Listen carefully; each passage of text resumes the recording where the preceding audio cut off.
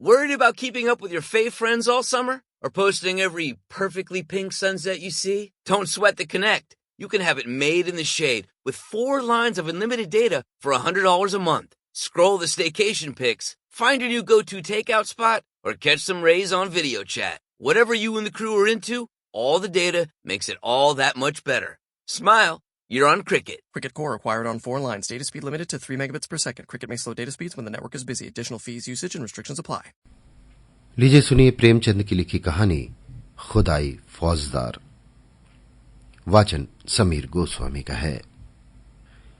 सेठ नानक चंद को आज फिर वही लिफाफा मिला और वही लिखावट सामने आई तो उनका चेहरा पीला पड़ गया। लिफाफा खोलते हुए हाथ और हृदय दोनों कांपने लगे। खत में क्या है ये उन्हें खूब मालूम था। इसी तरह के 2 खत पहले पा चुके थे। इस तीसरे खत में भी वही धमकियां हैं, इसमें उन्हें संदेह न था। पत्र हाथ में लिए हुए आकाश की ओर ताकने लगे। वो दिल के मजबूत आदमी थे। धमकियों से डरना उन्होंने ना सीखा था। मुर्दों से भी अपनी रकम वसूल कर लेते थे। दया या उपकार जैसी मानवीय दुर्बलताएं उन्हें छू भी न गई थीं। नहीं तो महाजन ही कैसे बनते। उस पर धर्मनिष्ठ भी थे। हर पूर्णमासी को सत्यनारायण की कथा सुनते थे। हर मंगल को महावीर जी को लड्डू चढ़ाते थे। नित्य प्रति जमुना में स्नान करते थे और हर एकादशी को व्रत रखते और ब्राह्मणों को भोजन कराते थे। और इधर जब से घी में करारा नफा होने लगा था, एक धर्मशाला बनवाने की फिक्र में थे। जमीन ठीक कर ली थी। उनके असामियों में सैकड़ों ही थवई और बेलदार थे जो केवल सूद में काम करने को तैयार थे। इंतजार यही था कि कोई ईंट और चूने वाला फंस जाए और 10-20 हजार का दस्तावेज लिखा ले तो सूद में ईंट और चूना भी मिल जाए। इस धर्मनिष्ठा ने उनकी आत्मा को और भी शक्ति प्रदान कर दी थी। देवताओं के आशीर्वाद और प्रताप से उन्हें कभी किसी सौदे में घाटा नहीं हुआ और भीषण परिस्थितियों में भी वो स्थिर चित्त रहने के आदी थे। किंतु जब से ये धमकियों से भरे हुए पत्र मिलने लगे थे, उन्हें बरबस तरह तरह की शंकाएं व्यथित करने लगी थी। कहीं सचमुच डाकुओं ने छापा मारा तो कौन उनकी सहायता करेगा। दैविक बाधाओं में तो देवताओं की सहायता पर वो सिर तकिया कर सकते थे, पर लटकती हुई तलवार के सामने वो श्रद्धा कुछ काम न देती थी। रात को उनके द्वार पर केवल एक चौकीदार रहता है। अगर 10-20 हथियार बंद आ जाएं तो वो अकेला क्या कर सकता है। शायद उनकी आहट पाते ही भाग खड़ा हो।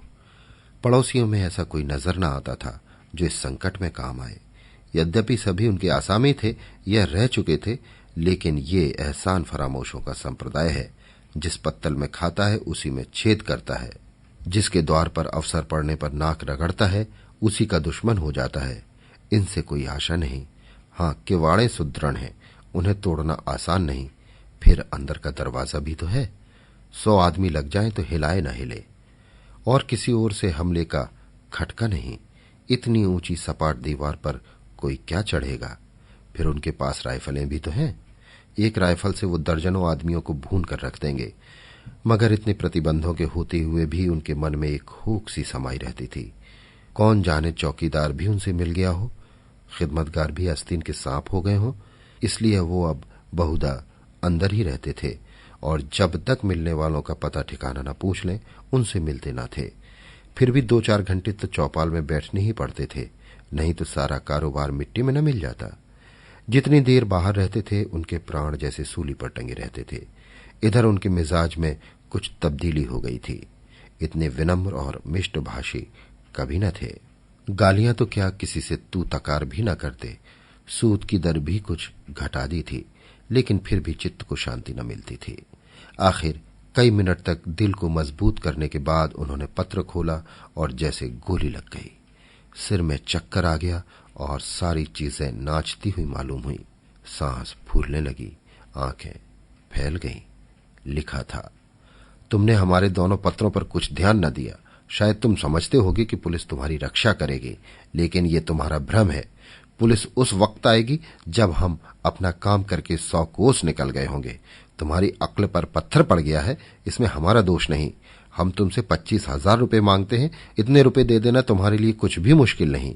हमें पता है तुम्हारे पास 1,00,000 मोहरें पड़ी हुई हैं, लेकिन विनाशकाली विपरीत बुद्धि। अब हम तुम्हें और ज्यादा न समझाएंगे। तुमको समझाने की चेष्टा करना ही व्यर्थ है। आज शाम तक अगर रुपए ना आ गए तो रात को तुम्हारे ऊपर धावा होगा। अपनी हिफाजत के लिए जिसे बुलाना चाहो बुला लो, जितने आदमी और हथियार जमा करना चाहो जमा कर लो। हम ललकार कर आएंगे और दिन दहाड़े आएंगे। हम चोर नहीं हैं, हम वीर हैं, और हमारा विश्वास बाहुबल में है। हम जानते हैं कि लक्ष्मी उसी के गले में जयमाल डालती है जो धनुष को तोड़ सकता है, मछली को वेध सकता है।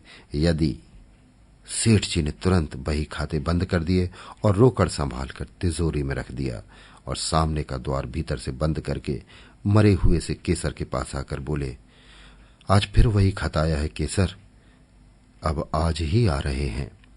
केसर दोहरे बदन की स्त्री थी। यौवन बीत जाने पर भी युवती जैसे शौक सिंगार में लिप्त रहने वाली उस फलहीन वृक्ष की तरह जो पतझड़ में भी हरी भरी पत्तियों से लदा रहता है। संतान की विफल कामना में जीवन का बड़ा भाग बिता चुकने के बाद अब उसे अपनी संचित माया को भोगने की धुन सवार रहती थी। मालूम नहीं कब आंखें बंद हो जाएं, फिर ये थाती किसके हाथ लगेगी, कौन जाने। इसलिए उसे सबसे अधिक भय बीमारी का था, जिसे वो मौत का पैगाम समझती थी और नित्य ही कोई न कोई दवा खाती रहती थी। काया के इस वस्त्र को उस समय तक उतारना न चाहती थी जब तक उसमें एक तार भी बाकी रहे। बाल बच्चे होते तो वो मृत्यु का स्वागत करती, लेकिन अब तो उसके जीवन ही के साथ अंत था। फिर क्यों ना अधिक से अधिक समय तक जिए। हाँ, वो जीवन निरानंद अवश्य था, उस मधुर ग्रास की भांति जिसे हम इसलिए खा जाते हैं कि रखे रखे सड़ जाएगा। उसने घबराकर कहा, मैं तुमसे कब से कह रही हूं कि 2-4 महीनों के लिए यहां से भाग चलो, लेकिन तुम सुनते ही नहीं। आखिर क्या करने पर तुले हुए हो? सेठ जी सशंक तो थे और ये स्वाभाविक था। ऐसी दशा में कौन शांत रह सकता था, लेकिन वो कायर नहीं थे। उन्हें अब भी विश्वास था कि अगर कोई संकट आ पड़े तो वो पीछे कदम न हटाएंगे। जो कुछ कमजोरी आ गई थी वो संकट को सिर पर मंडराते देखकर भाग गई थी। हिरन भी तो भागने की राह न पाकर शिकारी पर चोट कर बैठता है। कभी कभी नहीं, अक्सर संकट पड़ने पर ही आदमी के जौहर खुलते हैं। इतनी देर में सेठ जी ने एक तरह से भावी विपत्ति का सामना करने का पक्का इरादा कर लिया था। डरें क्यों, जो कुछ होना है वो होकर रहेगा। अपनी रक्षा करना हमारा कर्तव्य है, मरना जीना विधि के हाथ में है। सेठानी जी को दिलासा देते हुए बोले, तुम नाहा कितना डरती हो केसर? आखिर वे सब भी तो आदमी हैं, अपनी जान का मोह उन्हें भी तो है। नहीं तो ये कुकर्म ही क्यों करते? मैं खिड़की की आड़ से 10-20 आदमियों को गिरा सकता हूं। पुलिस को इत्तला देने भी जा रहा हूं। पुलिस का कर्तव्य है कि हमारी रक्षा करे। हम 10,000 सालाना टैक्स देते हैं, किस लिए? मैं अभी दरोगा जी के पास जाता हूं। जब सरकार हमसे टैक्स लेती है तो हमारी मदद करना उसका धर्म हो जाता है। राजनीति का ये तत्व उसकी समझ में नहीं आया। वो तो किसी तरह उस भय से मुक्त होना चाहती थी जो उसके दिल में सांप की भांति बैठा फुफकार रहा था। पुलिस का जो उसे अनुभव था उससे चित्त को संतोष न होता था। बोली, पुलिस वालों को बहुत देख चुकी। वारदात के समय तो उनकी सूरत नहीं दिखाई देती, जब वारदात हो चुकती है तब अलबत्ता शान के साथ आकर रौब जमाने लगते हैं। पुलिस तो सरकार का राज चला रही है, तुम क्या जानो? मैं तो कहती हूं अगर कल वारदात होने वाली होगी तो पुलिस को खबर देने से आज ही हो जाएगी। लूट के माल में इनका भी साझा होता है। जानता हूं, देख चुका हूं और रोज देखता हूं। पुलिस वालों का आदर सत्कार भी करता हूं। अभी जाड़ों में सुपरिंटेंडेंट साहब आए थे तो मैंने कितनी रसद पहुंचाई थी। एक पूरा कनस्तर घी और एक शक्कर की पूरी बोरी भेज दी थी। ये सब खिलाना पिलाना किस दिन काम आएगा? हाँ, आदमी को 16वें आने दूसरों के भरोसे न बैठना चाहिए। इसलिए मैंने सोचा है तुम्हें भी बंदूक चलाना सिखा दूं। हम दोनों बंदूकें छोड़ना शुरू करेंगे तो डाकुओं की क्या मजाल है कि अंदर कदम रख सकें। प्रस्ताव हास्यजनक था। केसर ने मुस्कुराकर कहा, और क्या, अब आज मैं बंदूक चलाना सीखूंगी। तुमको जब देखो हंसी ही सूझती है। इसमें हंसी की क्या बात है? आजकल तो औरतों की फौजें बन रही हैं। सिपाहियों की तरह औरतें भी कवायद करती हैं, बंदूक चलाती हैं, मैदानों में खेलती हैं। औरतों के घर में बैठने का जमाना अब नहीं है। विलायत की औरतें बंदूक चलाती होंगी, यहां की औरतें क्या चलाएंगी? हाँ, हाथ भर की जबान चाहे चला ले। यहां की औरतों ने बहादुरी के जो जो काम किए हैं उनसे इतिहास के पन्ने भरे पड़े हैं। आज भी दुनिया उनके वृतांतों को पढ़कर चकित हो जाती है। पुराने जमाने की बातें छोड़ो, तब औरतें बहादुर रही होंगी। आज कौन बहादुरी कर रही हैं? वाह, अभी हजारों औरतें घर बार छोड़कर हंसते हंसते जेल चली गई, ये बहादुरी नहीं थी? अभी पंजाब में हरनाम कुंवर ने अकेले 4 सशस्त्र डाकुओं को गिरफ्तार किया और लाट साहब तक ने उसकी प्रशंसा की। क्या जाने वे कैसी औरतें हैं, मैं तो डाकुओं को देखते ही चक्कर खाकर गिर पड़ूंगी। उसी वक्त नौकर ने आकर कहा, सरकार थाने से 4 कांस्टेबल आए हैं, आपको बुला रहे हैं। सेठ जी प्रसन्न होकर बोले, थानेदार भी हैं? नहीं सरकार, अकेले कांस्टेबल हैं। थानेदार क्यों नहीं आया? ये कहते हुए सेठ जी ने पान खाया और बाहर निकले। सेठ जी को देखते ही 4 कांस्टेबलों ने झुककर सलाम किया, बिल्कुल अंग्रेजी कायदे से, मानो अपने किसी अफसर को सैल्यूट कर रहे हों। सेठ जी ने उन्हें बेंचों पर बिठाया और बोले, दरोगा जी का मिजाज तो अच्छा है, मैं तो उनके पास आने वाला था। चारों में जो सबसे प्रौढ़ था, जिसकी आस्तीन पर कई बिल्ले लगे हुए थे, बोला, आप क्यों तकलीफ करते? वो तो खुद ही आ रहे थे, पर एक बड़ी जरूरी तहकीकात आ गई, इससे रुक गए। कल आपसे मिलेंगे। जब से यहां डाकुओं की खबरें आई हैं, बेचारे बहुत घबराए हुए हैं। आपकी तरफ हमेशा उनका ध्यान रहता है। कई बार कह चुके हैं कि मुझे सबसे ज्यादा फिक्र सेठ जी की है। गुमनाम खत तो आपके पास भी आए होंगे। सेठ जी ने लापरवाही दिखाकर कहा, अजी ऐसी चिट्ठियां तो आती ही रहती हैं, इनकी परवाह कौन करता है। मेरे पास तो 3 खत आ चुके हैं, मैंने किसी से जिक्र भी नहीं किया। कांस्टेबल हंसा, दरोगा जी को खबर मिली थी? सच?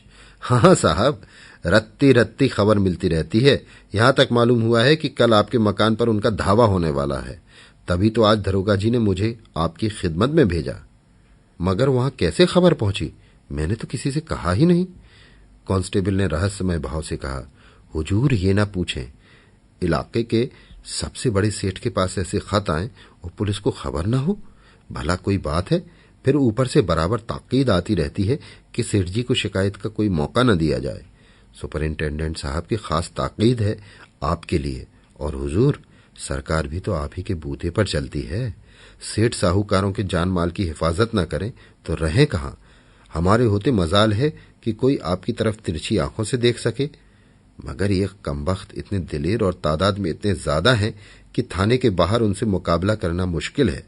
दरोगा जी गारद मंगाने की सोच रहे थे, मगर ये हत्यारे कहीं एक जगह तो रहते नहीं। आज यहां हैं तो कल यहां से 200 कोस पर। गारद मंगाकर ही क्या किया जाए? इलाके की रियाया की तो हमें ज्यादा फिक्र नहीं। हुजूर मालिक हैं, आपसे क्या छिपाएं? किसके पास रखा है इतना माल असबाब? अगर किसी के पास 200-400 की पूंजी निकल ही आई तो उसके लिए पुलिस डाकुओं के पीछे अपनी जान हथेली पर लिए ना फिरेगी। उन्हें क्या पता, वो तो छूटते ही गोली चलाते हैं और अक्सर छिपकर।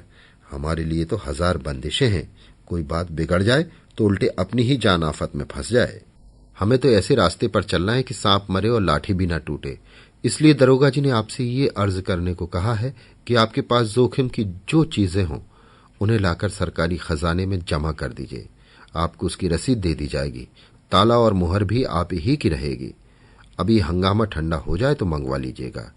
इससे आपकी भी बेफिक्री हो जाएगी और हम भी जिम्मेदारी से बच जाएंगे। नहीं खुदा ना करे कोई वारदात हो जाए तो हुजूर को जो नुकसान हो वो तो हो ही, हमारे ऊपर भी जवाबदेही आ जाए। और ये जालिम सिर्फ माल असबाब लेकर ही जान नहीं छोड़ते, खून करते हैं, घर में आग लगा देते हैं, यहां तक कि औरतों की बेइज्जती भी करते हैं। हुजूर तो जानते हैं, होता है वही जो तकदीर में लिखा है। आप इकबाल वाले आदमी हैं, डाकू आपका कुछ नहीं बिगाड़ सकते। सारा कस्बा आपके लिए जान देने को तैयार है। आपका पूजा पाठ धर्म कर्म खुदा खुद देख रहा है। ये उसी की बरकत है कि आप मिट्टी भी छू लें तो सोना हो जाए, लेकिन आदमी भरसक अपनी हिफाजत करता है। हुजूर के पास मोटरें हैं ही, जो कुछ रखना हो उस पर रख दीजिए। हम 4 आदमी आपके साथ हैं, कोई खटका नहीं। वहां 1 मिनट में आपको फुर्सत हो जाएगी। पता चला है कि इस गोल में 20 जवान हैं।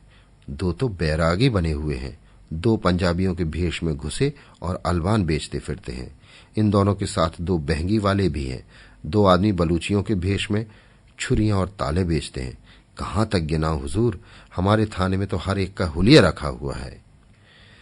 खतरे में आदमी का दिल कमजोर हो जाता है और वो ऐसी बातों पर विश्वास कर लेता है जिन पर शायद होश हवास में न करता। जब किसी दवा से रोगी को लाभ नहीं होता तो दुआ, तावीज, ओझों और सयानों की शरण लेते हैं। और यहां तो संदेह करने का कोई कारण ही न था। संभव है दरोगा जी का कुछ स्वार्थ हो, मगर सेठ जी इसके लिए तैयार थे। अगर 200-400 बल खाने पड़े तो कोई बड़ी बात नहीं, ऐसे अवसर तो जीवन में आते ही रहते हैं, और इस परिस्थिति में इससे बड़ा दूसरा क्या इंतजाम हो सकता था। बल्कि इसे तो ईश्वरीय प्रेरणा समझना चाहिए। मानो उनके पास 2-2 बंदूकें हैं, कुछ लोग मदद करने के लिए निकल ही आएंगे, लेकिन है जान जोखिम। उन्होंने निश्चय किया दरोगा जी की इस कृपा से लाभ उठाना चाहिए। इन्हीं आदमियों को कुछ दे दिलाकर सारी चीजें निकलवा लेंगे। दूसरों का क्या भरोसा, कहीं कोई चीज उड़ा दें तो बस। उन्होंने इस भाव से कहा मानो दरोगा जी ने उन पर कोई विशेष कृपा नहीं की है। वो तो उनका कर्तव्य ही था। मैंने यहां ऐसा प्रबंध किया था कि यहां सब आते तो उनके दांत खट्टे कर दिए जाते। सारा कस्बा मदद करने के लिए तैयार था। सभी से तो अपना मित्र भाव है, लेकिन दरोगा जी की तजवीज मुझे पसंद है। इससे वो भी अपनी जिम्मेदारी से बरी हो जाते हैं और मेरे सिर से भी फिक्र का बोझ उतर जाता है। लेकिन भीतर से चीजें निकाल निकाल कर लाना मेरे बूते की बात नहीं। आप लोगों की दुआ से नौकर चाकर की तो कमी नहीं है, मगर किसकी नीयत कैसी है कौन जान सकता है। आप लोग कुछ मदद करें तो काम आसान हो जाए। हेड कांस्टेबल ने बड़ी खुशी से ये सेवा स्वीकार कर ली और बोला, हम हुजूर के ताबेदार हैं, इसमें मदद की कौन सी बात है। तलब सरकार से पाते हैं ये ठीक है, मगर देने वाले तो आप ही हैं। आप केवल सामान हमें दिखाते जाएं, हम बात ही बात में सारी चीजें निकाल लाएंगे। हुजूर की खिदमत करेंगे तो कुछ इनाम इकराम मिलेगा ही। तनख्वाह में गुजर नहीं होती सेठ जी। आप लोगों की करम की निगाह ना हो तो एक दिन भी निबाह ना हो, बाल बच्चे भूखे मर जाएं। 15-20 रुपए में क्या होता है हुजूर, इतना तो हमारे लिए ही पूरा नहीं पड़ता। सेठ जी ने अंदर जाकर केसर से ये समाचार कहा तो उसे जैसे आंखें मिल गईं। बोली, भगवान ने सहायता की, नहीं तो मेरे प्राण बड़े संकट में पड़े हुए थे। सेठ जी ने सर्वज्ञता के भाव से फरमाया, इसी को कहते हैं सरकार का इंतजाम। इसी मुस्तैदी के बल पर सरकार का राज थमा हुआ है। कैसी सुव्यवस्था है कि जरा सी कोई बात हो वहां तक खबर पहुंच जाती है और तुरंत उसके रोकथाम का हुक्म हो जाता है। और यहां वाले ऐसे बुद्धू हैं कि स्वराज्य स्वराज्य चिल्ला रहे हैं। इनके हाथ में अख्तियार आ जाए तो दिन दोपहर लूट मच जाए, कोई किसी की न सुने। ऊपर से ताकीद आई है, हाकिमों का आदर सत्कार कभी निष्फल नहीं जाता। मैं तो सोचता हूं कोई बहुमूल्य वस्तु घर में न छोड़ो, साले आए तो अपना सा मुंह लेकर जाएं। केसर ने मन ही मन प्रसन्न होकर कहा, कुंजी उसके सामने फेंक देना कि जो चीज चाहो निकाल ले जाओ। साले झेप जाएंगे, मुंह पर कालिख लग जाएगी। घमंड तो देखो कि तिथि तक बता दी। ये नहीं समझे कि अंग्रेज सरकार का राज है, तुम डाल डाल तो वो पात पात चलती है। समझे होंगे कि धमकी में आ जाएंगे। 3 कांस्टेबलों ने आकर संदूकें और सेफ निकालने शुरू किए। एक बाहर सामान को मोटर पर लाद रहा था और हर एक चीज को नोटबुक पर टांकता जाता था। आभूषण, मोहरें, नोट, रुपए, कीमती कपड़े, साड़ियां, लहंगे, शाल, दुशाले सब कार में रख दिए। मामूली बर्तन, लोहे लकड़ी के सामान, फर्श आदि के सिवा घर में कुछ न बचा, और डाकुओं के लिए ये चीजें कौड़ी की भी नहीं। केसर का सिंगारदान सेठ जी खुद लाए और हेड के हाथ में देकर बोले, इसे बड़ी हिफाजत से रखना भाई। हेड ने सिंगारदान लेकर कहा, मेरे लिए एक एक तिनका इतना ही कीमती है। सेठ जी के मन में एक संदेह उठा। पूछा, खजाने की कुंजी तो मेरे ही पास रहेगी? और क्या, ये तो मैं पहले ही अर्ज कर चुका, मगर ये सवाल आपके दिल में क्यों पैदा हुआ? यूं ही पूछा था। सेठ जी लज्जित हो गए। नहीं, अगर आपके दिल में कुछ शुबहा हो तो हम लोग यहां भी आपकी खिदमत के लिए हाजिर हैं। हां, उस हालत में हम जिम्मेदार ना होंगे। अजी नहीं हेड साहब, मैंने यूं ही पूछ लिया था। ये फेरिस्त तो मुझे दे दोगे ना? फेरिस्त आपको थाने में दरोगा जी के दस्तखत से मिलेगी। इसका क्या एतबार कि यहां लेकर आप इनकार कर जाएं? कार पर सारा सामान रख दिया गया। कस्बे के सैकड़ों आदमी तमाशा देख रहे थे। कार बड़ी थी पर ठसाठस भरी हुई थी। बड़ी मुश्किल से सेठ जी के लिए जगह निकली। चारों कांस्टेबल आगे की सीट पर सिमट कर बैठे। कार चली। केसर द्वार पर इस तरह खड़ी थी मानो उसकी बेटी विदा हो रही हो। बेटी ससुराल जा रही है जहां वो मालकिन बनेगी, लेकिन उसका घर सूना किए जा रही है। थाना यहां से 5 मील पर था। कस्बे से बाहर निकलते ही पहाड़ों का पथरीला सन्नाटा था, जिसके दामन में हरा भरा मैदान, और इसी मैदान के बीच में लाल मुरम की सड़क चक्कर खाती हुई लाल सांप जैसी निकल गई थी। हेड ने सेठ जी से पूछा, ये कहां तक सही है सेठ जी के आज से 25 साल पहले आपके पिता केवल लोटा डोर लेकर यहां खाली हाथ आए थे? सेठ जी ने गर्व करते हुए कहा। बिल्कुल सही है, मेरे पास कुल 3 रुपए थे, उसी से आटे दाल की दुकान खोली। तकदीर का खेल है, भगवान की दया चाहिए, आदमी को बनते बिगड़ते देर नहीं लगती। लेकिन मैंने कभी पैसों को तांतों से नहीं पकड़ा, यथाशक्ति धर्म का पालन करता गया। धन की शोभा धर्म ही से है, नहीं तो धन से कोई फायदा नहीं। आप बिल्कुल ठीक कहते हैं सेठ जी, आपकी मूरत बनाकर पूजना चाहिए। 3 रुपए से 3 लाख कमा लेना मामूली काम नहीं। आधी रात तक सिर उठाने की फुर्सत नहीं मिलती खां साहब। आपको तो ये सब कारोबार जंजाल सा लगता होगा। जंजाल तो है ही, मगर भगवान की ऐसी माया है कि आदमी सब कुछ समझकर भी इसमें फंस जाता है और सारी उम्र फंसा रहता है। मौत आ जाती है तभी छुट्टी मिलती है। बस यही अभिलाषा है कि कुछ यादगार छोड़ जाऊं। आपकी कोई औलाद हुई कि नहीं? भाग्य में ना थी खां साहब, और क्या कहूं। जिनके घर में भुनी भांग नहीं है, उनके यहां घास फूस की तरह बच्चे ही बच्चे देख लो। जिन्हें भगवान ने खाने को दिया है, वे संतान का मुंह देखने को तरसते हैं। आप बिल्कुल ठीक कहते हैं सेठ जी, जिंदगी का मजा संतान से है। जिसके आगे अंधेरा है, उसके लिए धन दौलत किस काम का। ईश्वर की यही इच्छा है तो आदमी क्या करे। मेरा बस चलता तो माया जाल से निकल भागता खां साहब, एक क्षण वहां न रहता, कहीं तीर्थ स्थान में बैठकर भगवान का भजन करता। मगर करूं क्या, माया जाल तोड़े नहीं टूटता।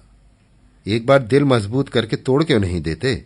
सब उठाकर गरीबों को बांट दीजिए, साधु संतों को नहीं, न मोटे ब्राह्मणों को, बल्कि उनको जिनके लिए ये जिंदगी बोझ हो रही है, जिसकी यही एक आरजू है कि मौत आकर उनकी विपत्ति का अंत कर दे। इस माया जाल को तोड़ना आदमी का काम नहीं खां साहब, भगवान की इच्छा होती है तभी मन में वैराग्य आता है। आज भगवान ने आपके ऊपर दया की है। हम इस माया जाल को मकड़ी के जाली की तरह तोड़कर आपको आजाद करने के लिए भेजे गए हैं। भगवान आपकी भक्ति से प्रसन्न हो गए हैं और आपको इस बंधन में नहीं रखना चाहते, जीवन मुक्त कर देना चाहते हैं। ऐसी भगवान की दया हो जाती तो क्या पूछना खां साहब। भगवान की ऐसी ही दया है सेठ जी, विश्वास मानिए। हमें इसलिए उन्होंने मृत्यु लोक में तैनात किया है। हम कितने ही मायाजाल की कैदियों की बेड़ियां काट चुके हैं, आज आपकी बारी है। सेठ जी की नाड़ियों में जैसे रक्त का प्रवाह बंद हो गया। सहमी हुई आंखों से सिपाहियों को देखा, फिर बोले, आप बड़े हंसोड़ हो खां साहब।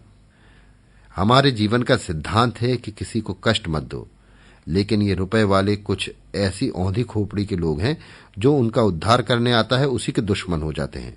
हम आपकी बेड़ियां काटने आए हैं, लेकिन अगर आपसे कहें कि ये सब जमा जथा और लता पता छोड़कर घर की राह लीजिए तो आप चीखना चिल्लाना शुरू कर देंगे।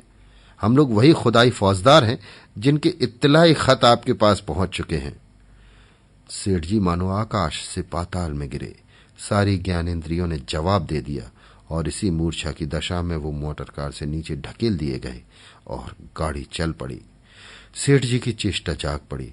बदहवास गाड़ी के पीछे दौड़े। हुजूर, सरकार तबाह हो जाएंगे, दया कीजिए, घर में एक कौड़ी भी नहीं है। हेड साहब ने खिड़की से बाहर हाथ निकाला और 3 रुपए जमीन पर फेंक दिए। मोटर की चाल तेज हो गई। सेठ जी सिर पकड़कर बैठ गए और विक्षिप्त नेत्रों से मोटर कार को देखा, जैसे कोई शव स्वर्गारोही प्राण को देखे। उनके जीवन का स्वप्न उड़ा चला जा रहा था। अभी आप सुन रहे थे प्रेमचंद की लिखी कहानी खुदाई फौजदार। वाचन समीर गोस्वामी का था। This upcoming school year, teachers are playing a critical role in helping families adjust to the new normal, whether that be in the classroom or at home. We need to support our teachers now more than ever.